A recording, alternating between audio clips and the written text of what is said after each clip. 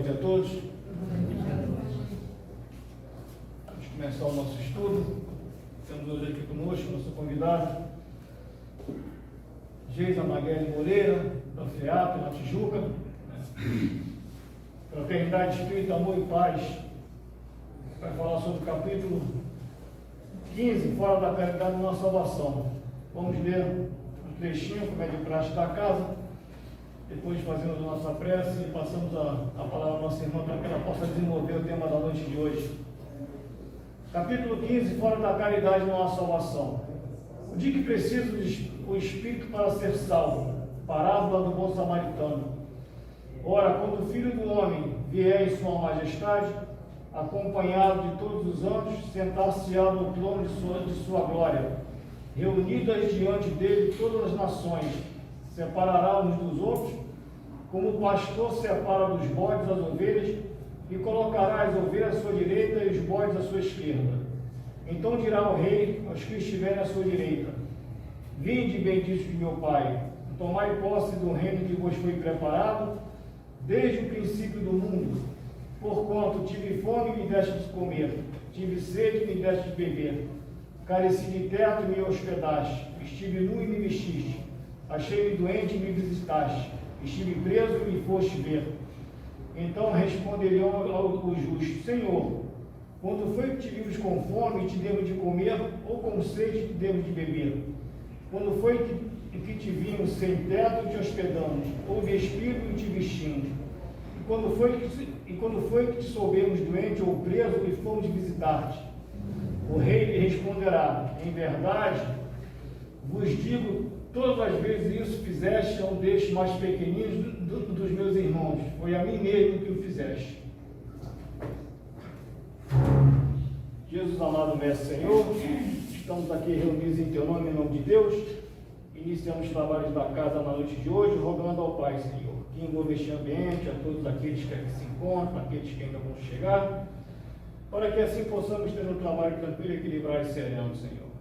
Em nome de Bárbara, Jerônimo, Antônio de Paula, patronos da casa, em nome de Deus, pedimos tua permissão para que possamos dar por iniciado o estudo da noite de hoje. Graças a Deus, que a paz de Jesus envolva a todos.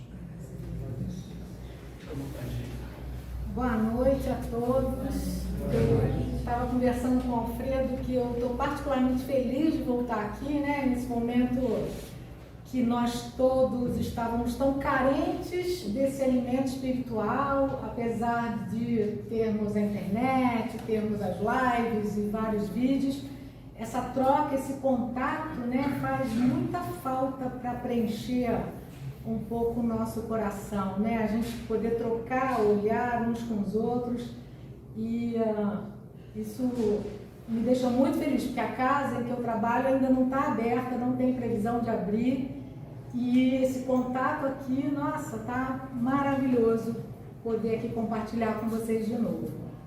E hoje a gente vai falar do capítulo 15. Eu escolhi nesta etapa os itens 4 a 10, porque o capítulo é muito grande, a gente não ia conseguir abordar em uma hora a parábola do bom samaritano, o hino ao amor de Paulo. Então eu já até tenho uma outra palestra montada sobre a parábola do bom samaritano para uma outra ocasião, mas hoje eu escolhi falar sobre o amor, sobre a caridade essencial. E quando eu estava preparando, vocês estão me ouvindo aí atrás? Porque eu tirei a máscara para falar sem microfone. Quando eu estava preparando esse tema, eu não sei se vocês vão acreditar, mas assim, foi difícil, porque falar de amor, falar do amor essencial, falar daquele amor que Jesus quer que um dia a gente esteja naturalmente praticando, não é fácil para a gente que ainda é aprendiz. A gente ainda é muito egoísta, eu sou muito egoísta, e eu falei, meu Deus, como é que eu vou ser verdadeira e passar a essência desse ensinamento da doutrina com um sentimento que eu sei que eu ainda falho em praticar, que é o amor puro? Não tenho, consigo fazer manifestações de amor como todo mundo, mas aquele amor desprendido, desapegado, sem interesse pessoal, E aí fiquei pensando, e aí me veio uma luz. Eu já senti esse amor. Eu posso não ter ainda tido capacidade de oferecer esse amor, mas todas as vezes que eu caía, que eu chorei, que eu estava desesperada, que eu estava deprimida, enfim, ao longo da vida, eu orei e fui amparada. Eu sei que Jesus enviou um recurso para o meu caminho, fez alguém me procurar e me falar alguma coisa que me renovasse, me confortasse, sem me julgar, sem nem saber o que eu estava passando. Me deu um abraço, uma pessoa que eu encontro na rua, do nada, sem saber que eu estava em depressão ou o que for. E esses são os recursos que o plano espiritual usa, né? Deus age através dos homens para nos ajudar a vencer a nós mesmos. E eu tive certeza que muitas vezes que eu caí, Jesus me carregou. E me carregou no sentido de, sabe, a gente acorda mais leve depois de uma noite de choro, porque a gente é tratado com amor no plano espiritual. E aí eu me dei conta que eu já senti sim esse amor e eu podia falar sobre ele com vocês. E a pessoa que melhor traduziu esse amor que Jesus trouxe para nós em palavras foi Paulo de Tarso. Paulo, eu trago sempre o contexto histórico para a gente poder se situar e entender, né, em que circunstâncias as coisas aconteceram. Paulo, antes Saulo, era um doutor da lei, um fariseu, arrogante, jovem, forte, de família aristocrática, a família toda era de doutores da lei e sabia de cor e salteado as escrituras de Moisés. E ele, muito conhecedor e praticante das leis de Moisés, naturalmente enxergava os cristãos como rebeldes, como inimigos da fé que os judeus tinham, né? E ele começa então, ainda Saulo, a perseguir os cristãos com toda a voracidade possível, porque eles eram causadores de desordem na visão de Saulo e de todos os outros lá, sacerdotes e sábios. E ele entra nessa perseguição avassaladora e mata muita gente, comete muitas atrocidades em nome de uma fé que ele tinha. Ele acreditava realmente. Não era uma perseguição por acaso, era porque ele estava seguindo o que ele sempre aprendeu nas leis de Moisés. E um belo dia, ele fazendo mais uma diligência de perseguição aos cristãos, indo para Damasco, ele é surpreendido com uma visão que o cega.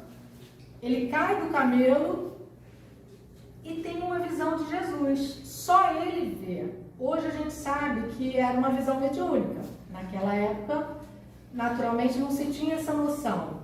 Mas ele cai, fica lá estarrecido com aquela visão e ouve na mente dele uma voz: Paulo, por que me persegues?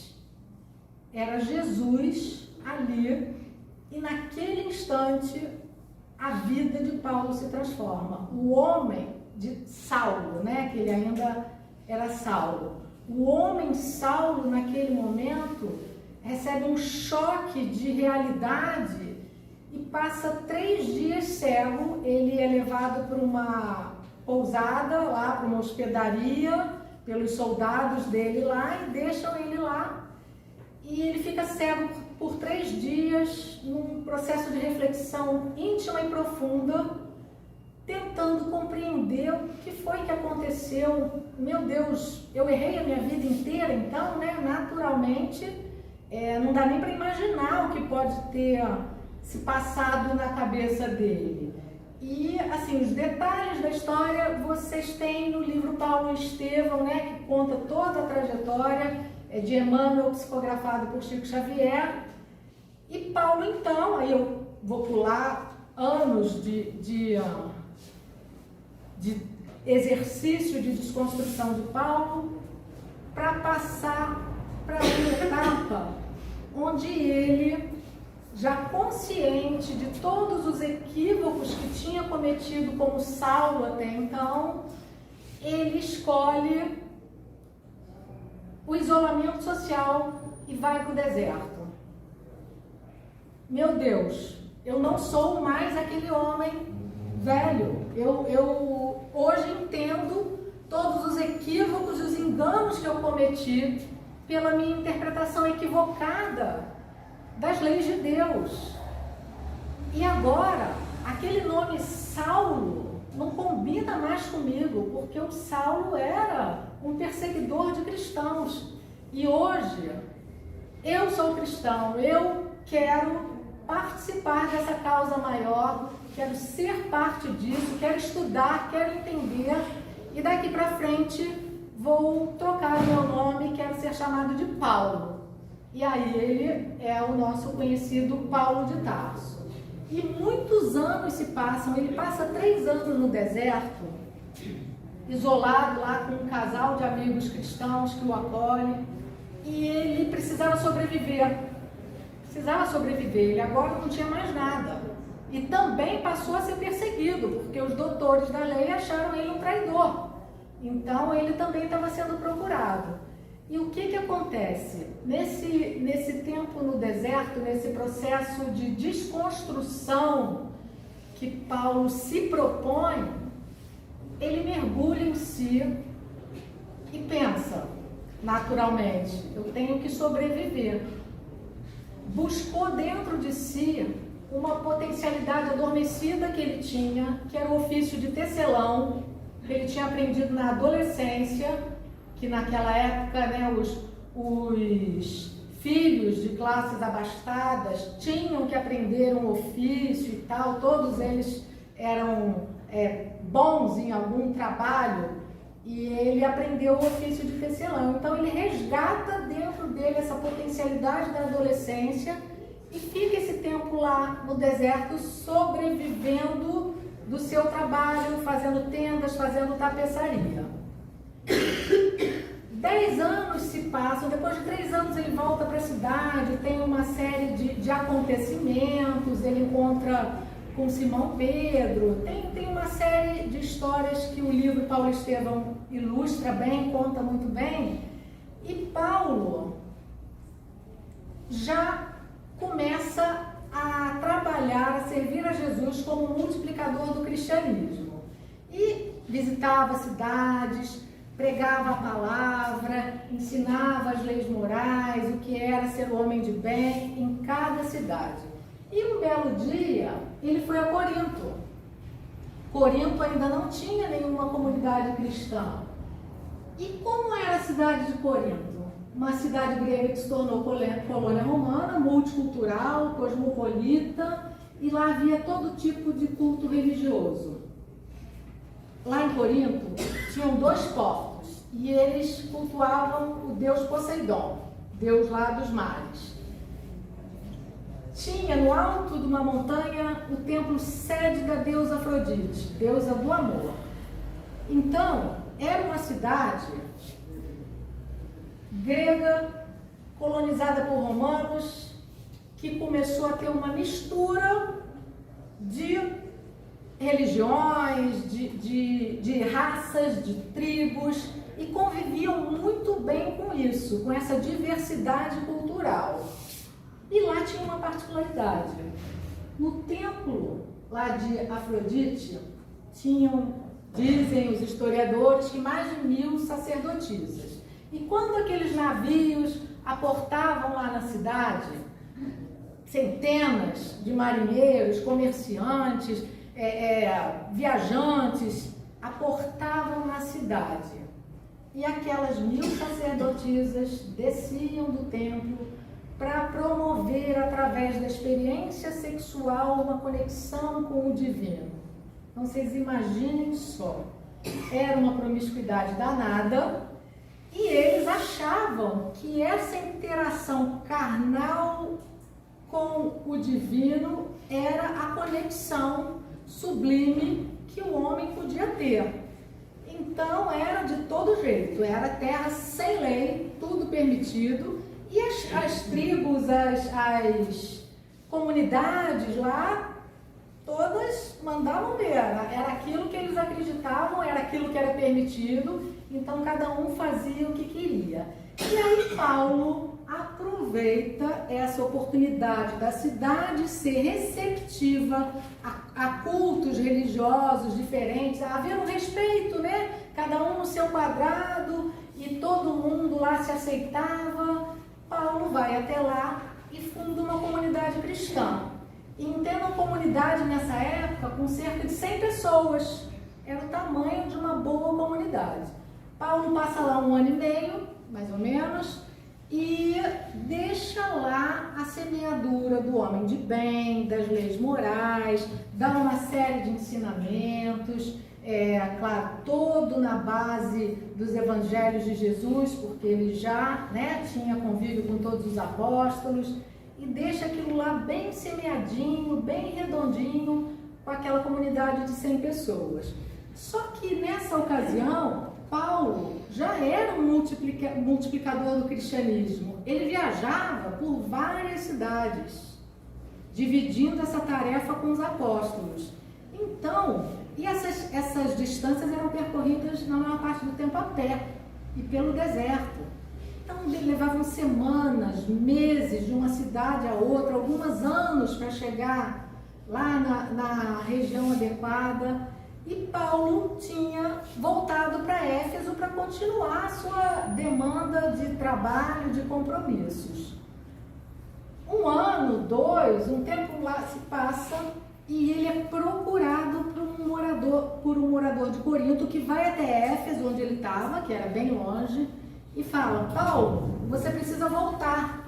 Você precisa voltar correndo. Tudo que você semeou está se perdendo. Cada um está fazendo o que quer, cada um está interpretando os ensinamentos que você deixou como quer e fazendo as suas práticas.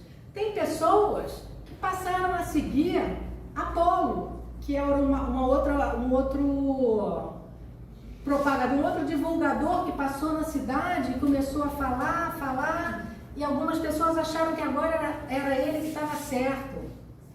Outras pessoas estão seguindo aqueles que praticam fenômenos, que ficam encantados e acham que aquilo é que é certo. Outros ainda te seguem. Outros não sabem o que fazer. Estamos tendo brigas por hierarquia na própria comunidade, para o comando da nossa igreja. Estamos tendo casos de divórcios, de brigas por bens e ninguém sabe o que fazer. Tivemos até casos de incesto, Paulo. Você precisa voltar correndo para retomar a direção daquele povo. E aí Paulo não tem como, não tem, é muito longe. Até eu chegar lá já terão acontecido uma série de coisas, é muito tempo, é muito distante. Eu tenho compromissos também em outras cidades. Eu vou fazer o seguinte, eu vou escrever uma carta. E Paulo escreve a primeira carta aos Coríntios. Ele escreveu essa carta no 1º século. Paulo não conviveu com Jesus, né? Tudo que ele aprendeu foi através dos apóstolos, dos escritos que os apóstolos fizeram dos evangelhos. E Paulo escreve essa carta direcionada às características daquela comunidade. A carta é maravilhosa, se vocês tiverem oportunidade de ler, tem na internet. Ela é longa, ela é bem longa, porque Paulo responde a cada questão que aquele enviado trouxe, trata pontualmente, responde tudo.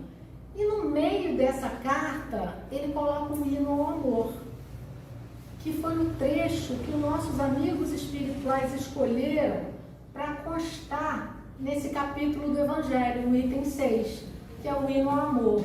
É aquele que virou música, ainda que eu falasse a língua dos homens.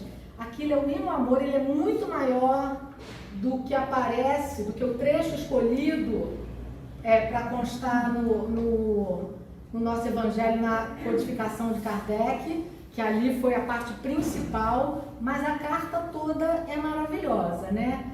Então a gente hoje vai entender um pouquinho melhor o que Paulo quis dizer com aquelas palavras maravilhosas que a gente canta, inclusive, mas talvez a gente não tenha se atentado para o significado, para a importância de cada parágrafo. Ainda que eu falasse as línguas dos homens e a língua dos próprios anjos, se eu não tiver amor, serei como bronze que soa ou como símbolo que retine. Aqui no desenho de um símbolo, para vocês terem noção do que é, um pratinho pequenininho de dedo que ficava batendo. Em algumas edições, traduções do Evangelho que a gente tem hoje, eles colocaram a palavra caridade aqui. Se eu não tiver caridade, eu nada sou. Segundo o Haroldo Dutra, que está traduzindo para a FEB do original grego, a palavra é amor, não é caridade. Tá? Só para vocês não estranharem, verão em várias edições de vários tradutores a palavra caridade. Mas é amor. Então, que amor é esse? Que amor é esse? Que língua é essa? Que não precisa de palavras. Os amigos de Chico contam que uma vez uma mãe perdeu um filho e o procurou muito chorosa, desesperada, arrasada, e ele simplesmente abraçou essa mãe e chorou com ela por 30 minutos.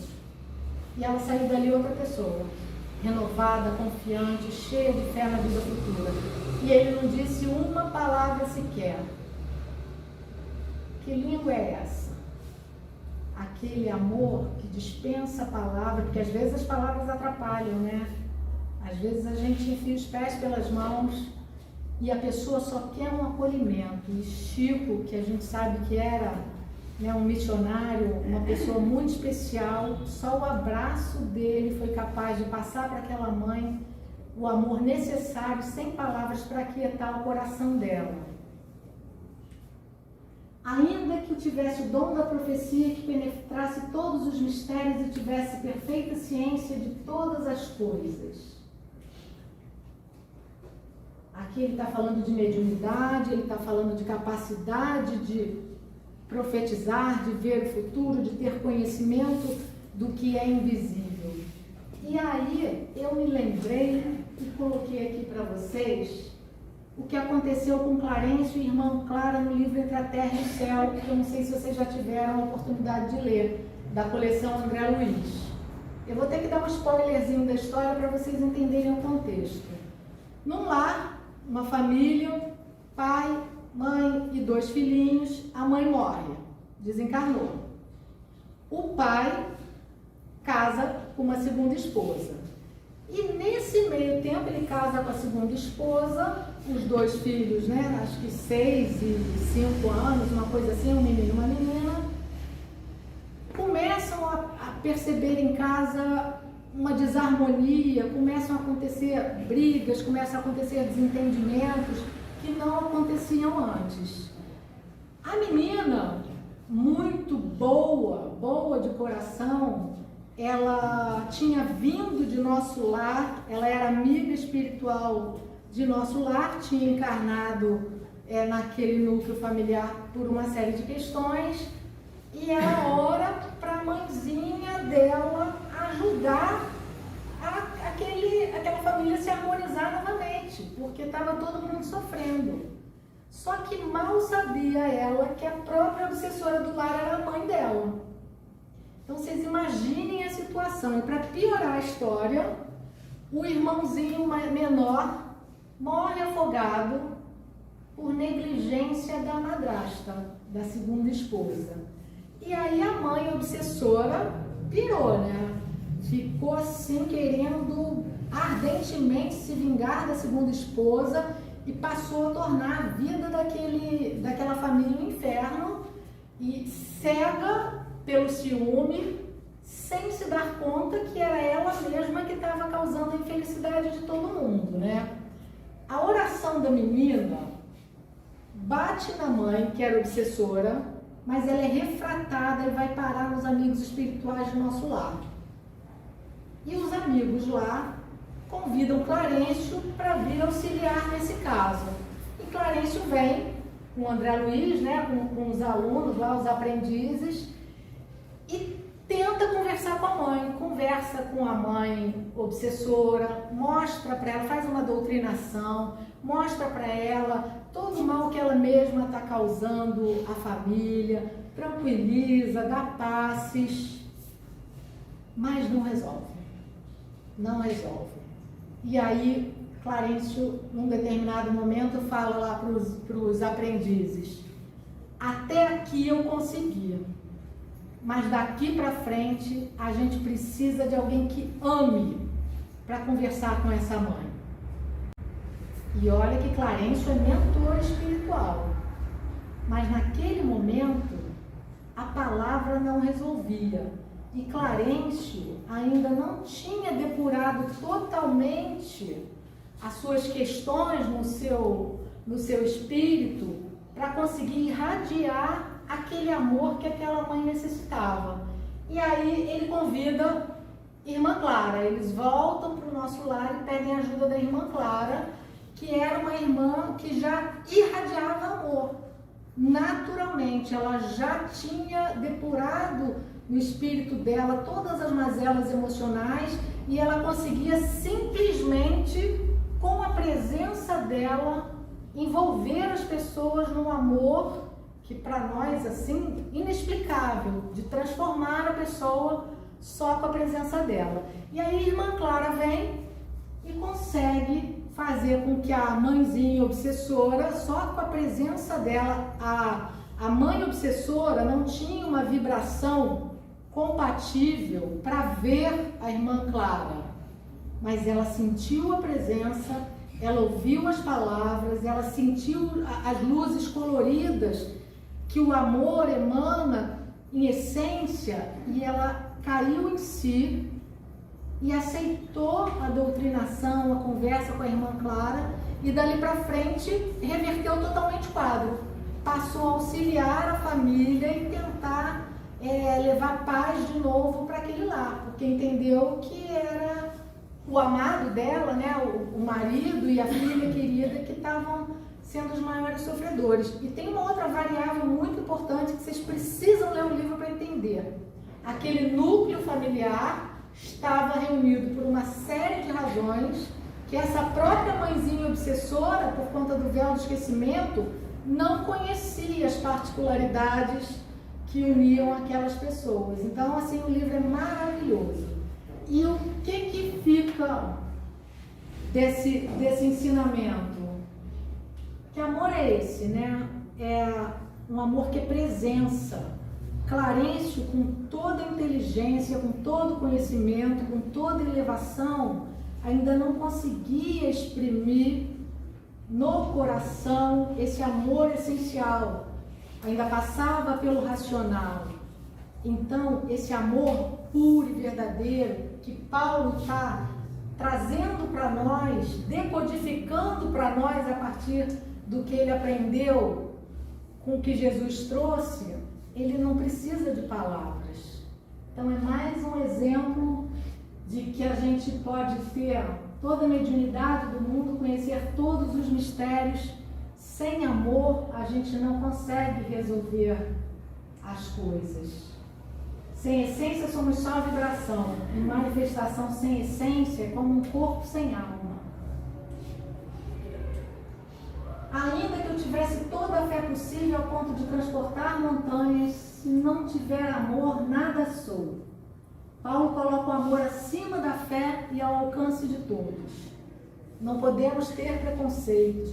A doutrina espírita, graças a Deus, nos traz um entendimento melhor de todas aquelas parábolas de Jesus, de todos os ensinamentos, e a gente hoje já consegue alcançar que somos todos iguais, de que ser espírita é o mesmo que ser cristão, de que a gente não pode acreditar que é detentor da verdade, nenhuma religião é, nenhum homem é, e que todos são capazes de amar de igual forma, com a mesma intensidade, e isso faz parte da lei de igualdade que Deus colocou na nossa vida, né?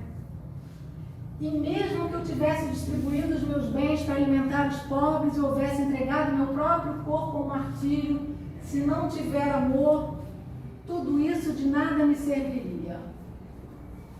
Aqui vem um ponto delicado para a gente refletir, porque a gente está passando por um momento e a gente se depara com isso. Muitas vezes doamos coisas ou favorecemos pessoas a fim de proporcionarmos a nós mesmos uma temporária sensação de bem-estar, com que compensamos os nossos próprios desequilíbrios emocionais.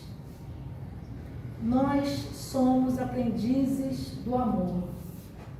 Sim, a caridade é importante, nós estamos nesse exercício de doação exterior. A gente está aprendendo os pequenos gestos, as manifestações exteriores de amor. Mas a gente precisa ter muito cuidado de quando essa doação, a doação é muito importante, isso precisa ficar muito claro, porque as pessoas precisam comer, a doação de dinheiro, a doação da cesta básica, a doação de roupa, porque com fome, com frio, ninguém aprende nada.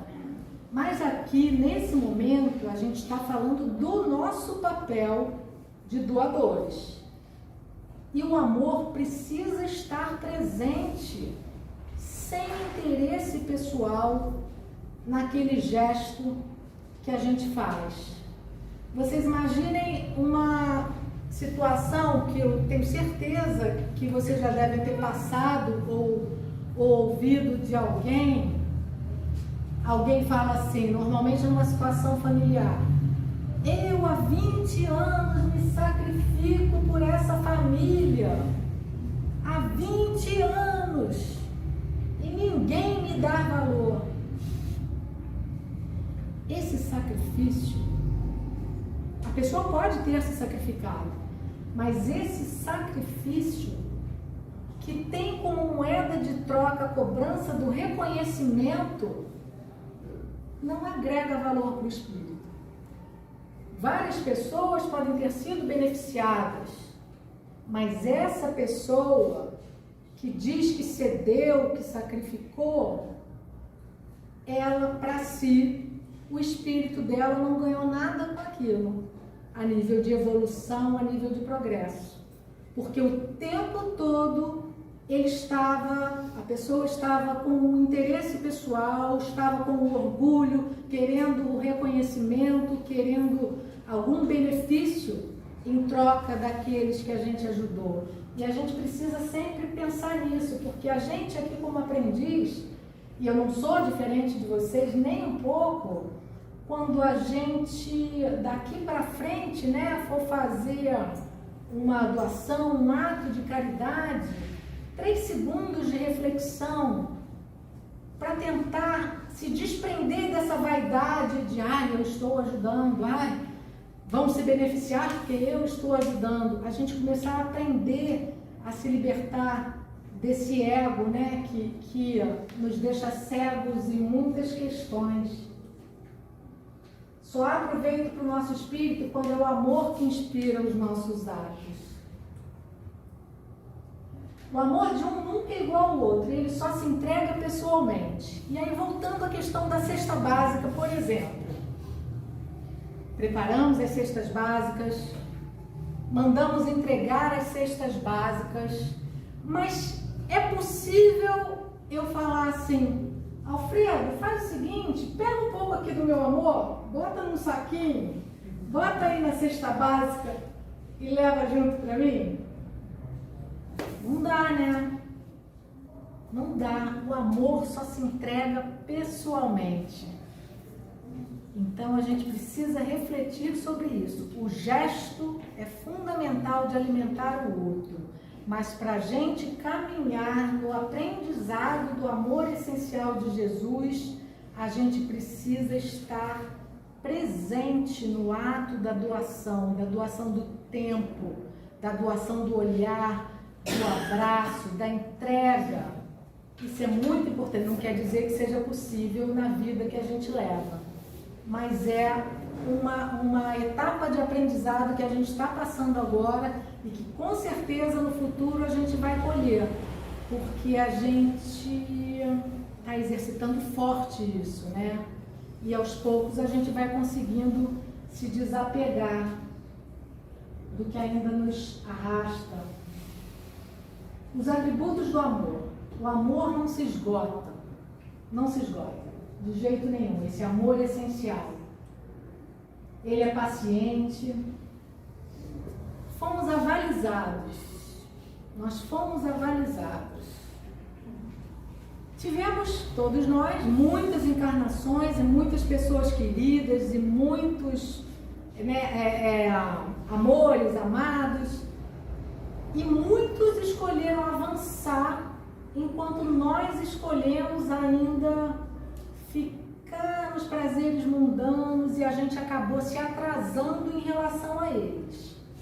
E hoje, esses nossos amigos espirituais, que estiveram encarnados muitas vezes conosco em outros séculos, estão lá em cima torcendo por nós, pacientemente esperando a nossa gradatividade evolutiva.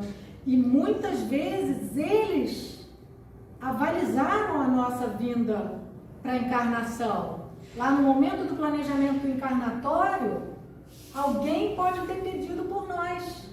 Olha, pode deixar uma família para ela encarnar assim, porque eu respondo por ela, eu sei que dessa vez ela vai conseguir. Eles são pacientes conosco e nos endossam. A gente tem o caso de André Luiz em nosso lar, que vocês devem conhecer. André Luiz não tinha méritos para ir para o nosso lar.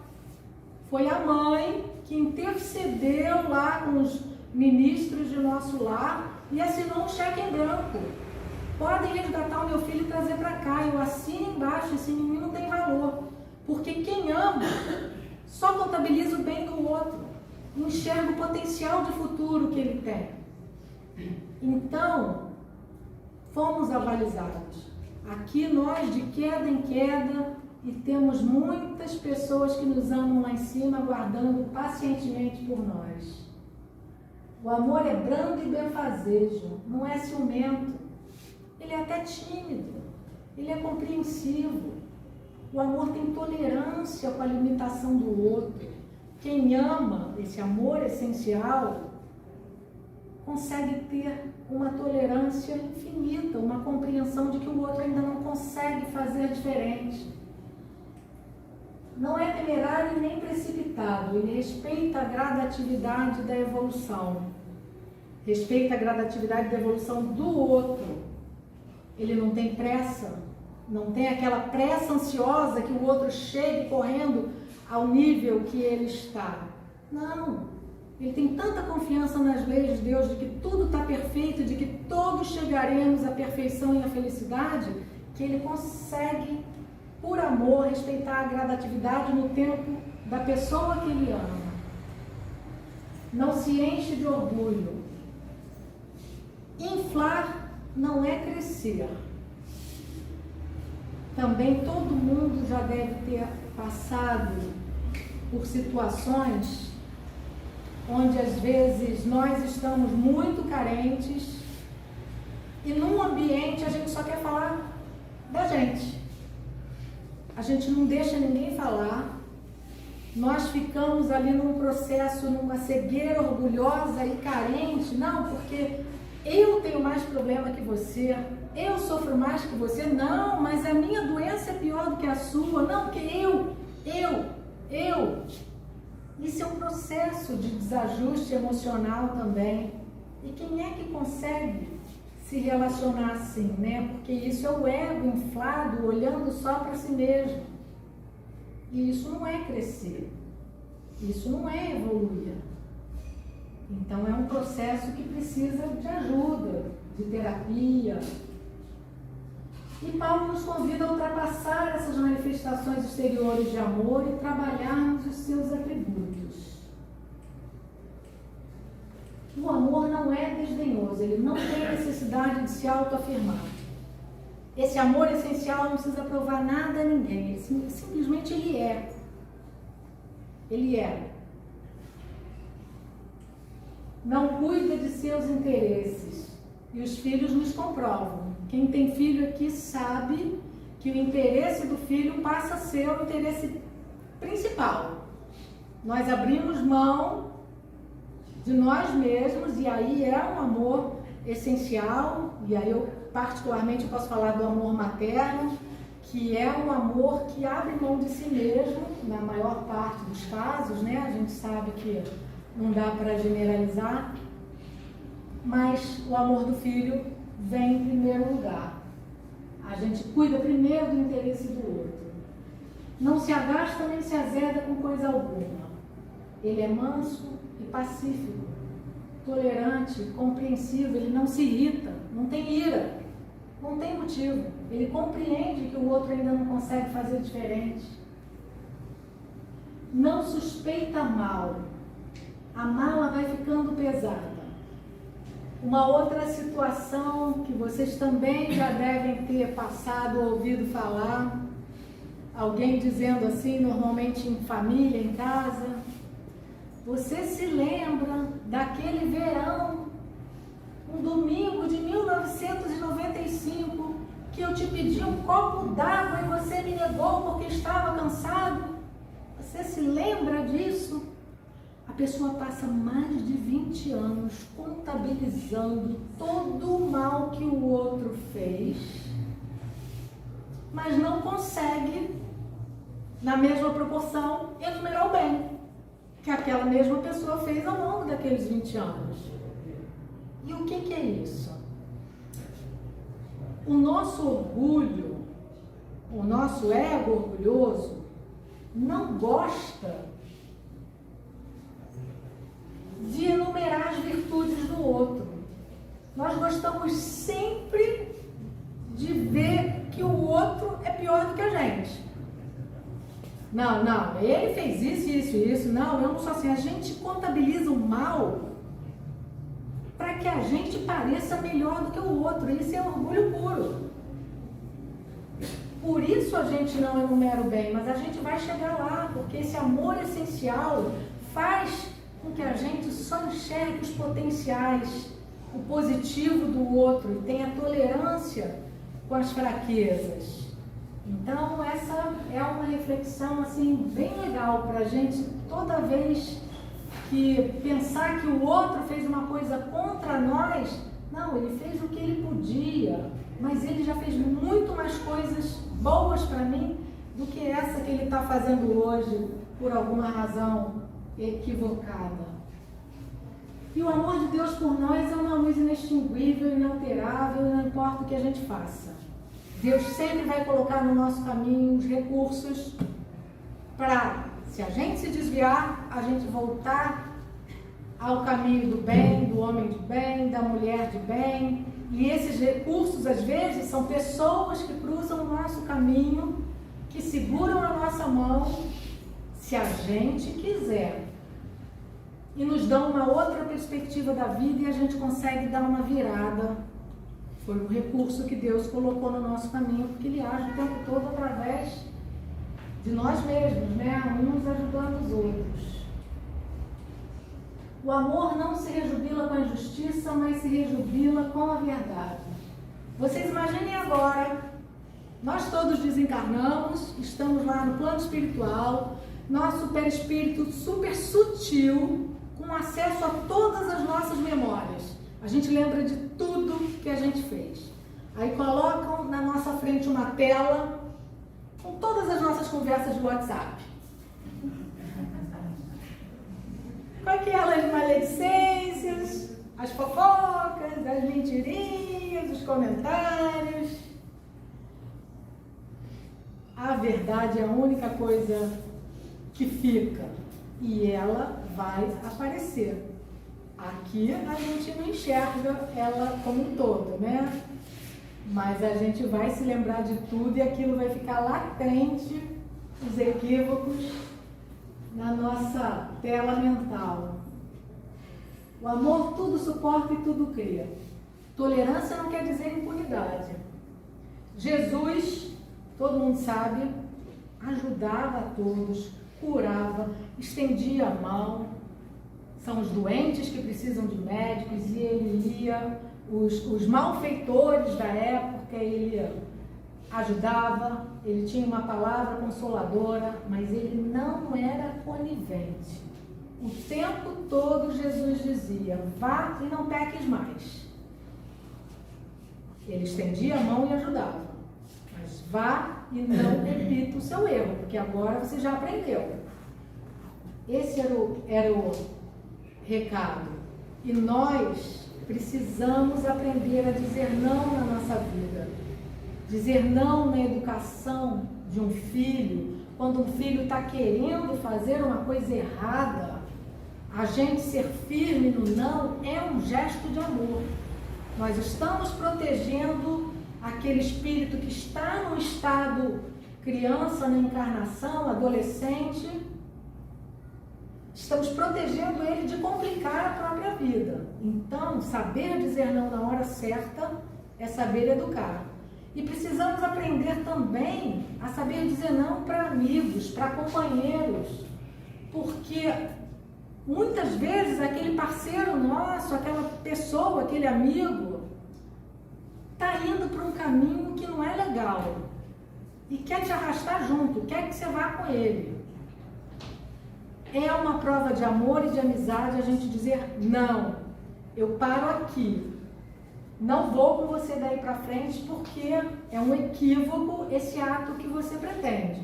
Mas eu estarei aqui, de pé, firme, para te estender a mão quando você quiser retomar o caminho reto, o caminho do bem. Então a gente precisa aprender a ter essa atitude de amor, dizendo não. Que parece, né, muitas vezes a gente tem aquela afetividade patológica, principalmente com filhos, aí a gente acaba cedendo, ele queria tanto, mas a gente fica com aquela dor na consciência, porque não disse o não, e a gente sabe que não era legal. O amor tudo espera, tudo sofre. Nós imploramos para vir junto. Chico tem inúmeros casos que contam, né, os amigos dele, e ele mesmo, em vários livros, de mães, de pessoas, de afinizados espiritualmente, né, que lá em cima, antes de encarnar, um fica sabendo que o outro ente querido vai precisar reencarnar e passar por uma prova muito difícil. Muito, muito difícil. Por amor, aquela pessoa, e muitos podemos ter sido nós, implora para vir junto. Não, eu quero ir com ele. Eu quero, porque quando ele estiver passando por essa prova difícil, eu quero estar lá para segurar a mão dele, para dar o abraço, para dar o conselho. Permitam que eu vá junto com esse meu ente querido para a encarnação. Então, muitas vezes, nós imploramos. E quando ele diz que o amor tudo sofre, é isso. A gente sofre com a dor do outro. Mas não é um sofrimento que a gente se desespere, não. Mas é um sofrimento porque o outro vai passar por uma dificuldade. Você não pode estar no lugar dele, mas você pode estar junto com ele para ajudá-lo num momento difícil. É uma dor, é um sofrimento, mas é um sofrimento com amor. Tem uma positividade aí, não é um drama. A pessoa não passa por um drama sofrido. É um sofrimento porque a gente não gosta de ver ninguém que a gente ame passando por uma situação delicada. E aí, vocês devem lembrar, quem leu o nosso lar, o plano reencarnatório da mãe de André Luiz. O pai de André Luiz ainda estava no umbral, ele havia desviado 2 moças, feito elas diamantes enquanto estavam encarnados, e por isso ainda estava lá no umbral. E a mãe de André Luiz no nosso lar. Ela concorda, ela aceita, ela pede para encarnar junto com ele. Ele teria uma encarnação compulsória, o pai de André Luiz, e ela pede para vir junto, novamente como esposa dele. E mais, para ter as duas ex-amantes como filhas.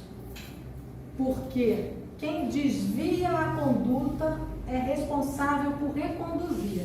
E o pai tinha desviado aquelas duas moças para o mau caminho, como amantes, e agora ele teria elas como filhas e seria responsável pela educação delas. E vocês imaginem aquele pai com as filhas na idade adolescente, namorando, e aquele homem velho dele, daquela personalidade do passado que foi amante delas, como que ia se comportar tendo que reeducar essas meninas sem ter ciúme? E a mãe de André Luiz quis estar junto, quis ser um pilar de apoio ali e vir junto. Então, a gente sofre junto com quem a gente ama, mas no sentido de apoiar, de ajudar. A lei do amor substitui a personalidade pela fusão dos seres. E agora, pois, permanecem essas três virtudes, a fé, a esperança e o amor. Mas dentre elas, a mais excelente é o amor. Paulo coloca o amor acima até da fé. O amor é mais importante do que tudo. E ali então acaba aquele trecho da carta de Paulo aos Coríntios, do hino ao amor que consta lá no item 6, e o capítulo continua ainda com alguns trechos. Fora da caridade não há salvação. Fazei com que vossos irmãos, ao vos observares, possam dizer que o verdadeiro espírito e o verdadeiro cristão são uma só e a mesma coisa, visto que todos que praticam a caridade são discípulos de Jesus, seja qual for o culto a que pertençam, sem dogmas particulares, sem sectarismo, sem raça, sem cor, sem classe social, somos todos iguais e a doutrina espírita acolhe todos de qualquer religião, qualquer. E todo cristão deve fazer a mesma coisa. É isso que ele quer dizer. É a consagração do princípio da igualdade perante Deus e da liberdade de consciência. E temos um mandamento maior. Os doutores da lei ficavam sempre lá buscando uma oportunidade para puxar o tapete de Jesus para ver se conseguiam prendê-lo, né? Então viviam fazendo perguntas capciosas para ele, para ver se ele escorregava e eles podiam chamá-lo de rebelde, de revoltoso e prendê-lo. E aí o doutor da lei pergunta a ele: mestre, o que preciso fazer para possuir a vida eterna? E Jesus, já lá na frente, malandramente, devolve a pergunta. Jesus sabia que aquele homem era um doutor da lei, então ele conhecia as leis, as escrituras e a resposta para essa pergunta. E Jesus devolve a ele: o que está escrito na lei? E aí esse fariseu responde: amarás o Senhor teu Deus de todo o teu coração, de toda a tua alma, com todas as tuas forças, de todo o teu espírito, e a teu próximo como a ti mesmo. Faze isso e viverás. O que Jesus quis dizer com isso? Conheça as leis de Deus, se integre a elas, aceite essa força maior da criação a que todos nós estamos sujeitos. Sinta no seu coração isso como uma verdade na sua vida. Não se revolte, se resigne. Trabalhe sentindo gratidão por cada dia. Viva, experiencie esse sentimento de integração com as leis, porque assim a gente vai conseguir entender o que é esse amor essencial, esse amor divino. E aí sim, quando a gente começar a sentir esse amor, a gente vai poder amar o próximo como a nós mesmos, porque ninguém consegue dar aquilo que não tem. Por isso que Paulo traz para a gente um monte de manifestações exteriores de amor. Ele diferencia tudo aquilo como manifestação exterior de amor e que a gente tem que buscar esse amor essencial, inerente, sem interesse, com compreensão de que só com amor a gente vai ter paz na terra. A gente vai conseguir viver em harmonia. Caridade e unidade está o único caminho da salvação. Todo mundo conhece Chico. Ele entregava o amor pessoalmente, o tempo todo. Ele não perdia uma chance de estar pessoalmente com cada pessoa que o procurava, mesmo que isso virasse a madrugada inteira, que levasse exaustivamente os dias e a saúde dele, mas ele já conhecia esse amor essencial e era capaz de entregar pessoalmente esse amor. O videozinho aqui não vai rodar? Ainda tem uns minutinhos. Não, eu termino aqui e passo o vídeo.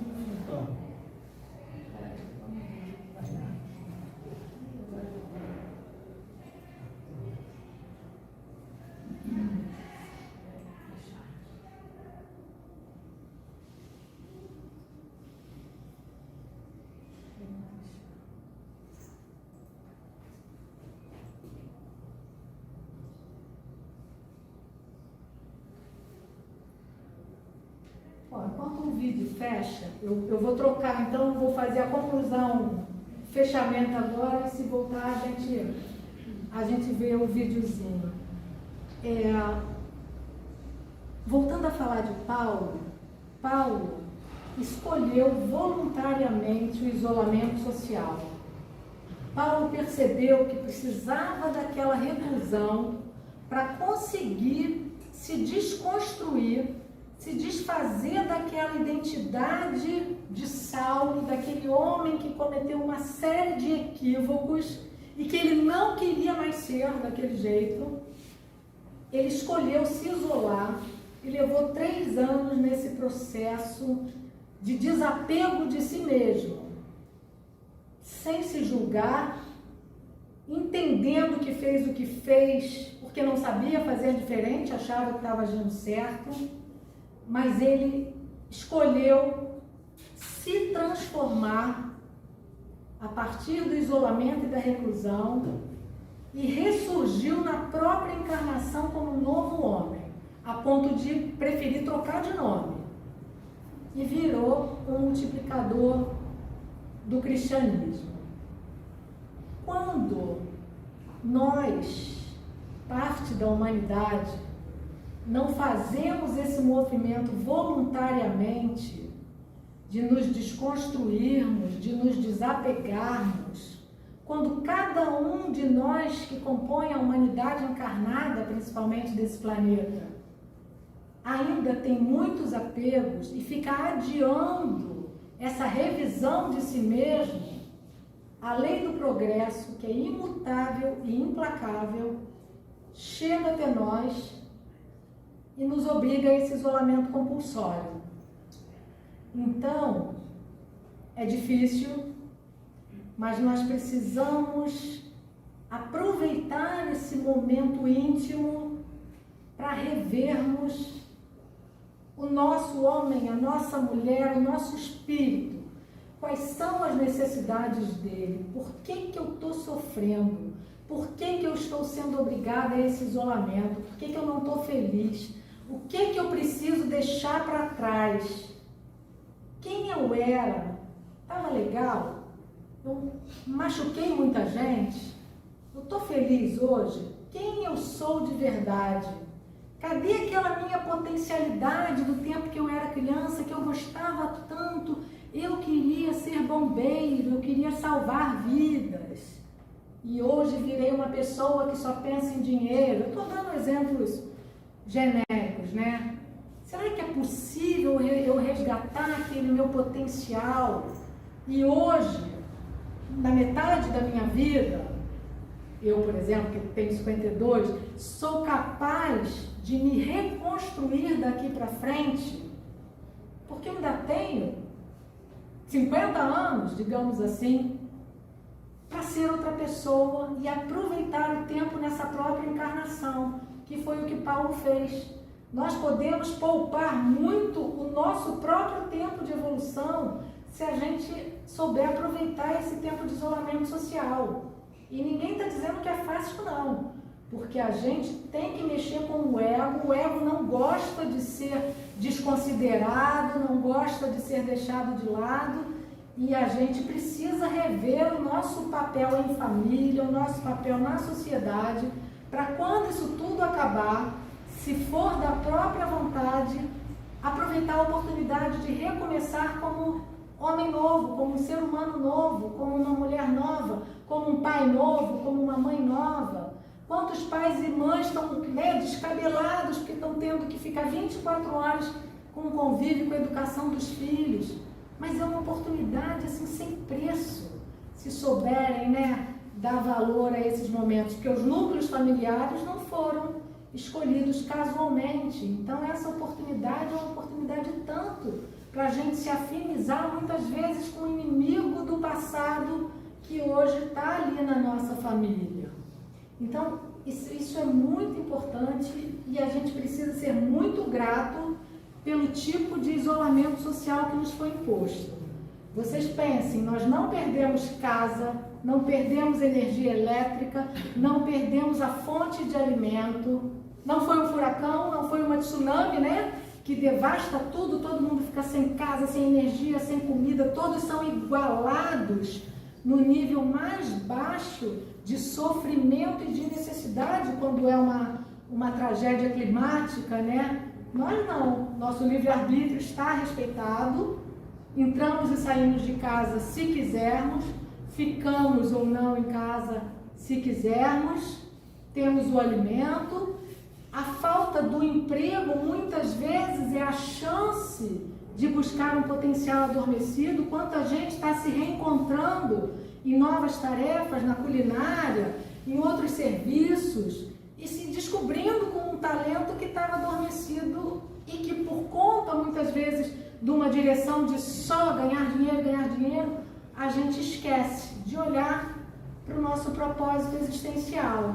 Então, era isso que eu queria deixar com vocês de reflexão. Deixa eu ver só se o filminho de 3 minutinhos aqui de Paulo, se ele roda.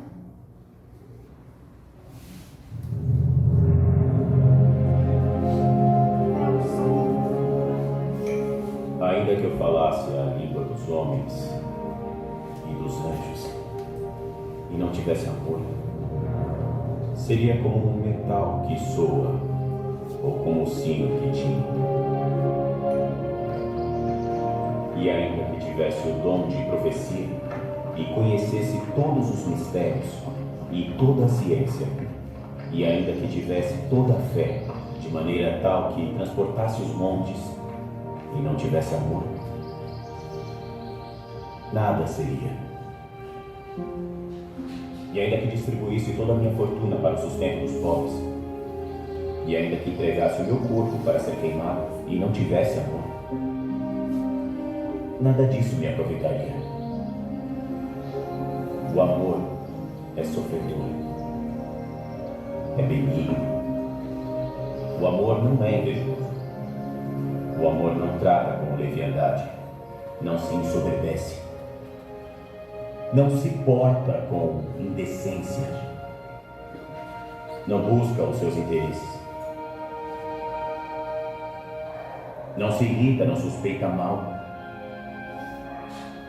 não folga com a injustiça, mas folga com a verdade.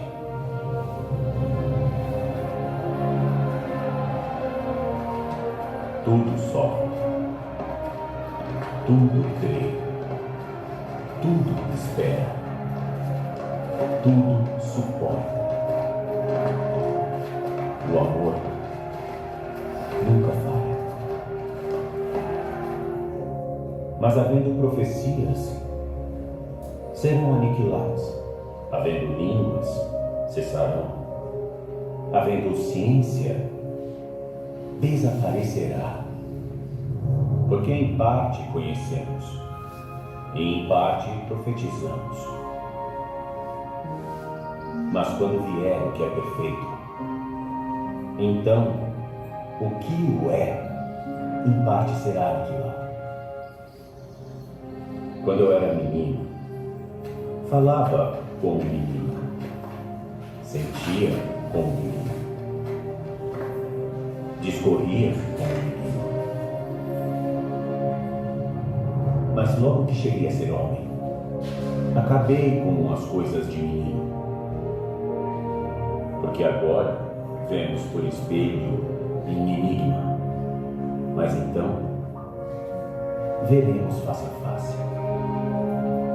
Agora conheço em parte, mas então conhecerei como também sou conhecido. Agora, pois, permanecem a fé, a esperança e o amor, estes três. Mas o maior destes é o amor.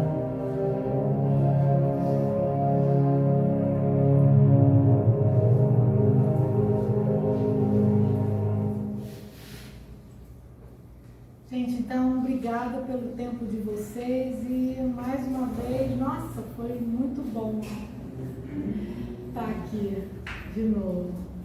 Obrigada.